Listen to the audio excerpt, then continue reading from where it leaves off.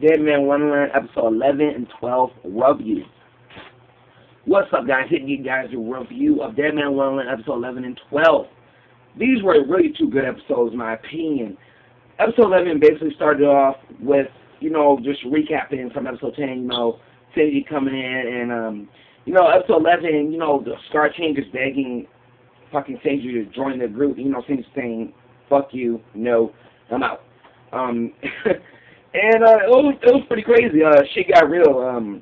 After that, Kariko was actually kind of sad, and she actually wanted to go help Nagi because she found out Nagi was captured by Ginkaku and the rest of the Undertakers. So she decided to dress up as an Undertaker and try to go save Nagi. But the end result, she gets captured by Ginkaku. And Ganta, this dude, he's sad and mad because he feels as he's really weak. Like, he's weak, and he wants to use his brain power more effectively, and he wants to do more damage because he wants to be a little bit more stronger. Because everybody in his life, I guess, I want to say, has always been there for him, has always defended him. But he said, not this time. I want to be stronger. So he goes to Safety saying, please, begging him on his knees, please, will you teach me? Finally, Safety breaks through and says, yes, I will teach you. And actually, what's his name? Actually, teaches them, and that's where stuff got real. Shinji is no pushover. I mean, Shinji actually, this is what he does. He puts damn, it's kind of hard to explain, but he's no pushover. I guess Ganta was rolling in candy. He had a whole bunch of candy, and Shinji crushed all of them except for one. Except for one, that's it. And he said, if you can knock this down or whatnot, I'll teach you or whatnot. He said some shit, and I just forgot. And, Ganta is using his Ganta gun. And when he hears that Kariko and Shiro gets captured by Ginkaku, he runs, and this is when he didn't really perfect his Ganta gun, but he kind of changed up to make it, he changed up for the better, a little bit more stronger. And he goes to Ginkaku, and he's he uses his Ganta gun, I want to say, and his gun's kind of strong. I mean, if you guys remember, the Undertakers, if you guys remember, they have some type of power where the brain sand power doesn't affect them. That's not in this case. The brain sand power does affect them. Ganta, he uses Ganta gun, his new reformed Ganta gun, and he just fucking blasted the Undertakers, and the Undertaker just died. And Nagi's like, whoa. And he actually blasted Ginkaku, and Ginkaku, he just he goes back a little bit, and he's saying you didn't get me or whatnot, or saying I'm still here or whatnot. And then, next episode whatnot, Kariko sees fucking Nagi, and she's yelling, Nagi, come to your senses, come help me, whatnot. She said, Nagi said, don't come closer. And this dude, he changed. I mean, I'm talking about, he, fucking Ginkaku crushed his mind for the better. This dude is just, not for the best, for the worst, actually. He's, corrupted. I'm talking about, he comes out, his eyes white, like some Super Saiyan type shit. And he's coming out, he's destroying everybody, all the Undertakers, the people that are supposed to be on his side, he's destroying them with his resistant power. Now, I gotta say, his resistant power is pretty sweet. With the whole fucking, hold his hand, you see, a whole bunch of, fucking balls of fucking blood, and, he's blasting it. And he's usually really strong. And, he's about to go attack, Shiro. And then, Ganta gets in the way. He's getting hit by fucking Nagi. Nagi's fucking him up until the end result, until he gets uncorrupted by Kariko, and not just by Kariko, by her necklace, the bell, that he gave her. He get uncorrupted. He changed to his old ways, and then Kariko gets up and just slaps him. And then Ganta's like, oh, I'm finally happy. And then next I know where fucking Ginkaku, I know it gets his sword, it stabs the fuck out of fucking Kariko's boob. Stabs the fuck out of it. Her boob. Straight through. Luckily, Kariko used her brain power to heal herself and to harden her blood. That way she won't die of losing too much blood.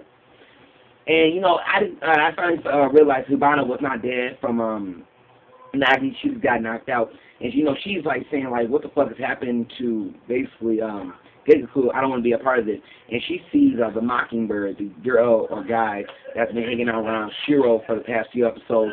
She sees him, and she's like, okay, wait a minute, I'm confused kind of. And she's like, hi, Mockingbird says hi, and then she's like, yeah, I'm going to kill you. And she tries to do her sword thingy, and fucking the self-proclaimed strongest fucking Deadman hits the user brain sense power and kills Habana with just one hit. And I'm like, whoa. But she was a little aggressive because she has to get cuts right here. And, shit got real. Ganta, he's using his brain sense power a couple times to get in coup, not working. And this episode was pretty cool because I kind of mainly focused on Genkaku, in my opinion, because we actually got to see some background story on why he ended up like this. And the reason why, because he's been tortured by these three bullies when he was younger. And these three bullies, they were ruthless. They used just like every day, just see the nigga, we're going to fuck you up. Tear this nigga up. I'm talking about broken arm, broken nose, whatnot. Until finally he gets revenge after there's like an earthquake and whatnot. And, he's cutting off their legs. He cut off their heads and put them on the wall and whatnot. And he did some ruthless type shit. And, I was like, they're really surprised. I was like, damn, I know a kid was able to do this. And I was like, what the fuck? I just wanted to see something real quick. And, yeah. And then next, when fucking Nagi sees Karako stabbing the chest, Nagi gets up saying some other words. And then next, when he sees that Nagi is transforming back to his old ways, he fucking Genku gets mad, transforms his guitar into like a gun blast thingy, and he blasts the fuck out of Nagi, and Nagi gets a hole in his fucking body, stomach, and he just fucked up. I don't think he's gonna die on the spot. No way up in that nigga. No way. I was wrong. When Ganta, the end, like the final hit, Ganta used his brain power. I'm talking about this nigga like Ganta gun, but he kind of transformed. Like his whole face kind of got red and whatnot, looking more like the Red Man and whatnot. And this happened after fucking Shiro transformed too. And Shiro transformed her body just like has those markings as Ganta. But Ganta said, no, I got this. And he did the Ganta gun to fucking what's his name? Oh shit, fucking Genku. And Genku, he's using his guitar gun and he's blasting it and it's not working. And he's about to move out the way, but fucking I'm thinking Nagi's still dead. This dude's not. He grabs his leg and he looks down and he says, and he just dies right there and then. And I'm thinking like, oh shit. We also got to see the Warden a little bit more into Maki and whatnot. At the end of the episode, we got to see them too, and they're discussing, and I'm thinking, oh shit, Maki must have captured the Warden, or the Warden went back to her ways, whatnot. And that was pretty cool. We actually got to see a little bit more of that in their discussion. They're basically, Tamaki is basically running this whole operation right now, and the Warden is just like, fuck it, what the fuck can I do? You know what I'm saying? But overall, pretty good episode. The ending, like I said, was, I don't want to say shitty, but it was confusing. It was just, I didn't understand it because, at the ending, it was with Shiro and Ganta, and they were on top of the building, like, in front of Deadman, in the back there was, like, Deadman Wonderland, like, the fucking rides and whatnot. And Shiro's singing the song that Ganta heard when his family got, not family, but his friends got killed in the school. And, Ganta said, like, can you please not sing that song? Shiro said, why? Because that's the last song I heard that killed my friends. And I think that's where Ganta started realizing that Shiro just might be the Red Man. And then the episode just ended. And I'm like, the fuck? Like, I don't understand. I'm confused.